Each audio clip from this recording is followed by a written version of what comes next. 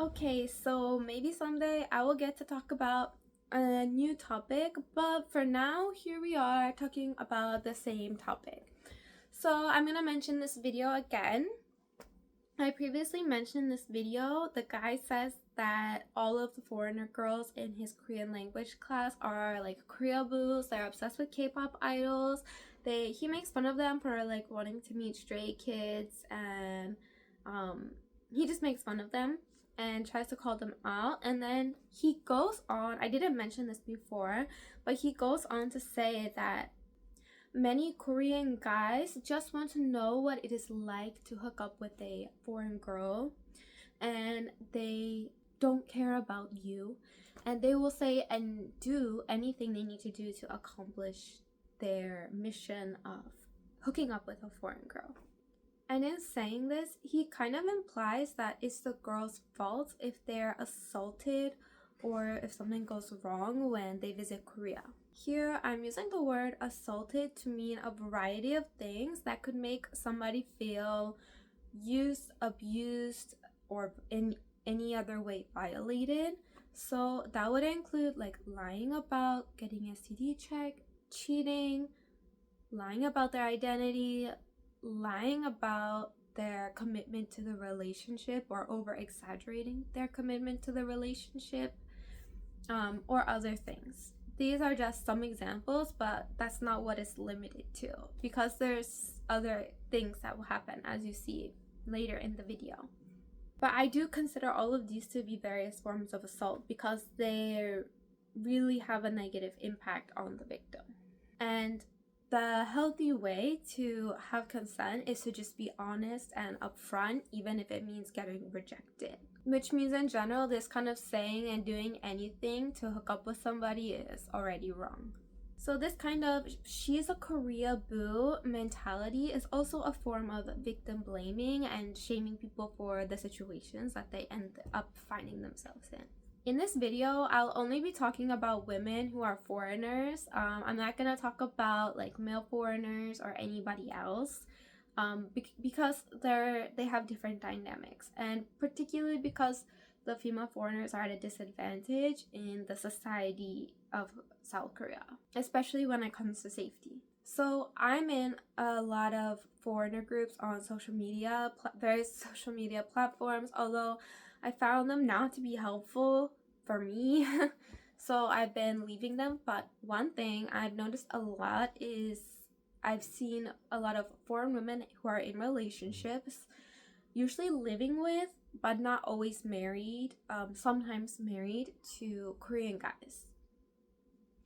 And they usually post something along the lines of like, my boyfriend or husband is abusing me, he stole all of my money, he's locked me out of the apartment, his mom threatened me, the police didn't want to deal with it because I'm a foreigner and I'm a woman.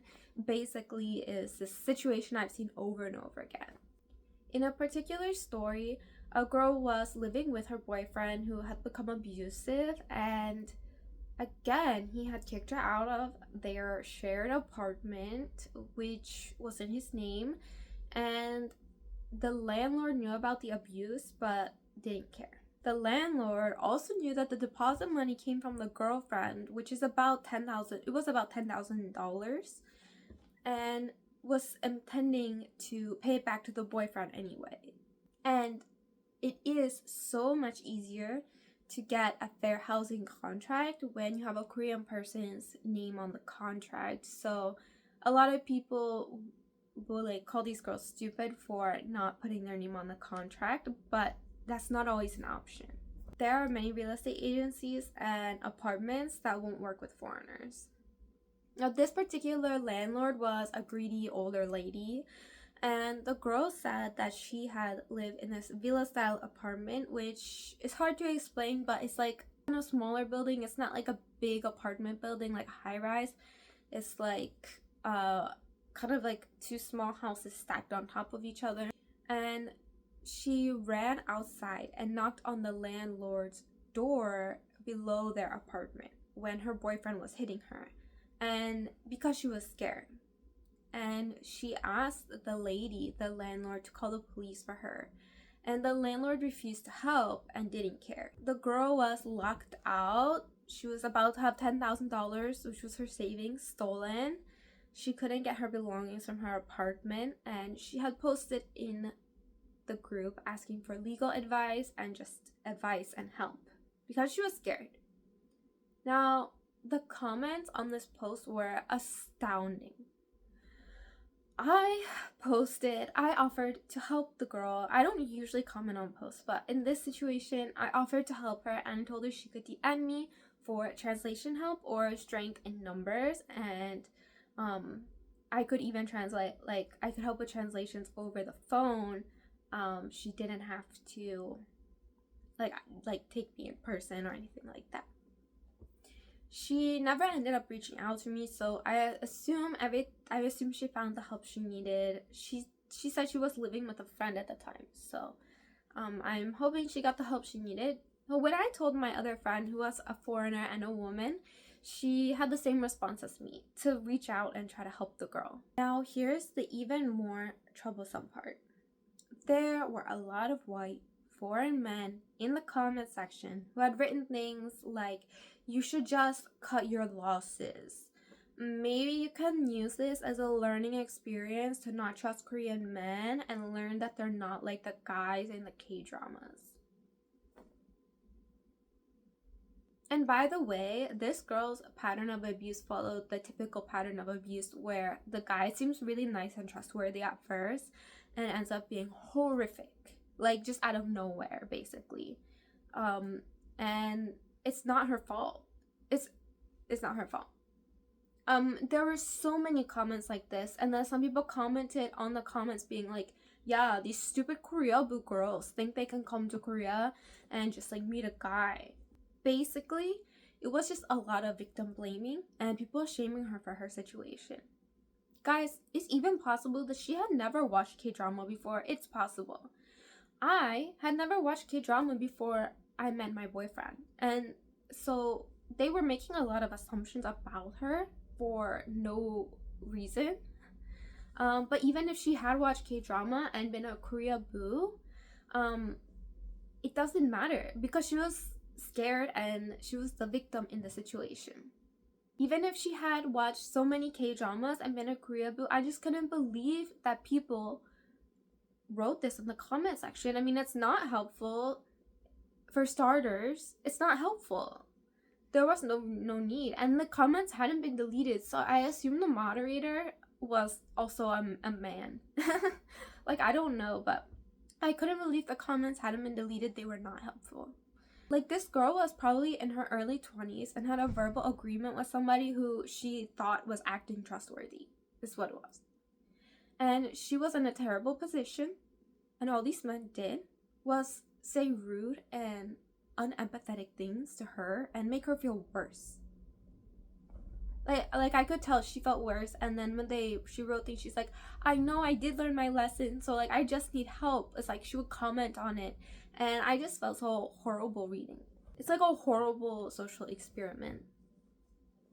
So the point of this video is to say that calling out these koreaboo girls and saying that Korean men only want to use and abuse you is a really toxic and setting a terrible precedent for that situation to happen. I can say without a doubt that the men who were in the comment section of this group post were just as toxic as Korean men, if this is what they had to say to a victim of abuse who was just scared.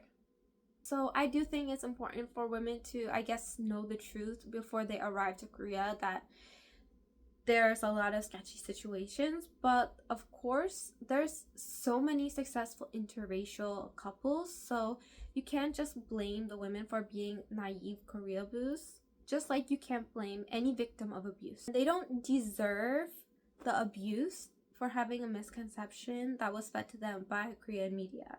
And my example of how Korean media does not show their worst situations to foreigners is that there's a TV show about divorcing couples in Korea, like normal people, who go on this TV show about divorcing couples. I haven't been able to watch it because there's no English subtitles available. And then again, there's a TV show that's quite popular with like normal people about parenting difficulties. So they ask professionals questions about parenting difficulties. And one of the clips recently did go viral online. Somebody had translated part of it and put it on Instagram and TikTok probably and all of that. And like, but the rest of the TV show is not available with English subtitles. And the government, even despite the clip blowing up, is not going to change that because they don't want people to know the bad parts about Korea.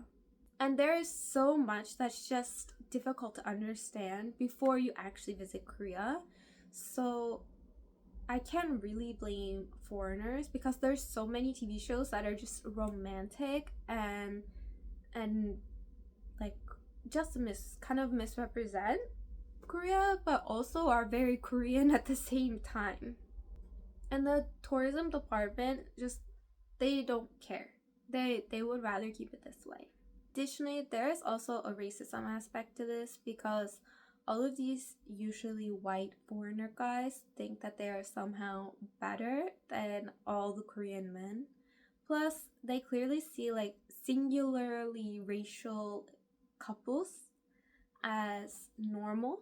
So they see like a couple of one race as normal and an interracial couple as some kind of pipe dream or weird or strange, which is not. Additionally, we are living in a time of information, and many of these men I'm mentioning, like the white men, because the Korean men will use it to victim blame, but also these white men who are foreigners or like Korean American men will victim blame the koreaboo girls. So they're from melting pot countries, a lot of these guys. So they have no need or reason to see something that's Asian or Korean as exotic or strange or weird. I used a lot of air quotes in this video. Like, a girl's not weird for crushing on a K-pop idol any more than she's weird for crushing on Harry Styles. I mean, the K-pop idols are very handsome and they are marketed to near perfection. So even like I enjoy watching their videos sometimes and I'm just like, their personality is so funny, but who knows what their personality is really like, right? And foreign women will always be at a disadvantaged position in society in Korea because of the way Korean society is. That they will never be advantaged against their Korean men that they're dating. In conclusion, someone being a koreaboo, aka consuming K-wave content or possibly fantasizing about moving to Korea or marrying an idol or whatever, is no excuse for victim blaming or shaming. And that is what I have seen online. Sometimes, even before a bad situation even exists, like in the case of the video I mentioned earlier, he's not talking about a specific situation. He is just saying, oh, this is going to happen and it is going to be the koreaboo's fault, basically. So the blaming is happening without there even being a situation yet in videos like this. And when people talk like this, if a young woman is assaulted when she comes to Korea, it is the perpetrator's fault. You cannot blame her for having a fantasy. You can blame him for preying on her fantasy. That is all for my video. Maybe next time I will be able to move on to a new topic finally. Please subscribe to my channel if you want. I will share my skincare routine when I get enough followers. So feel free also to ask me any questions about Korea in the comment section and also like the video. Thanks, bye!